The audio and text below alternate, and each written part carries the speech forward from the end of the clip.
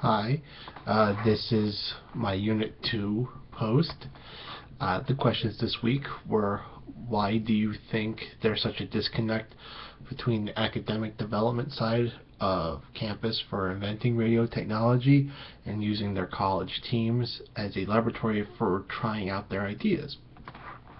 I think that the whole purpose of using radio technology was to get people to come to games, that it was more of a promotion to get people into the game, to get them excited.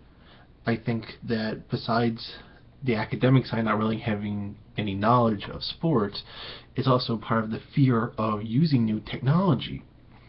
Over time, we've seen how radio has led way to TV, and print media has kind of led to internet, and TV has also kind of shifted to internet as well.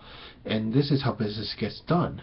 And I think that they were looking for a way to get into the business, and it's easier to use sports than it is to use actual academics.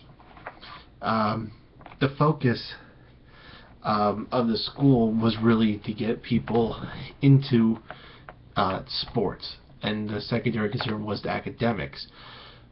Society will eventually catch up with technology, plus there's also the entry barrier in technology, which is cost. And radio, I think at this time, was inadequate to use for education, that it wasn't exciting enough. And this kind of goes into the second question, why you explain why Notre Dame was so forward-thinking in using technology, and how do you think they received the buy-in from the faculty promoting their sports team so brazenly. And I think really what it was that radio and Notre Dame was concerned about using the technology to promote the school, not just as a team, but also as a way to keep up with the modern era and increase popularity of sports and people who are interested in coming to the school. When you come into someone's house through the radio, you start to get people interested in not just the sport but the school as well.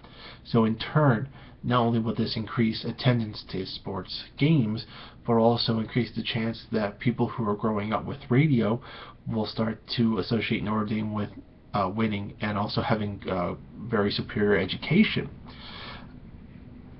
On the flip side of things, I feel that it's very possible that none of the money that was brought in for games went to anything academic, and because they didn't charge anything for their games to be broadcasted, that the money only went to the sports program themselves. So I think eventually what happens is that the costs start to catch up, and when they start charging for broadcasting the games, hopefully the money started to be spread around more.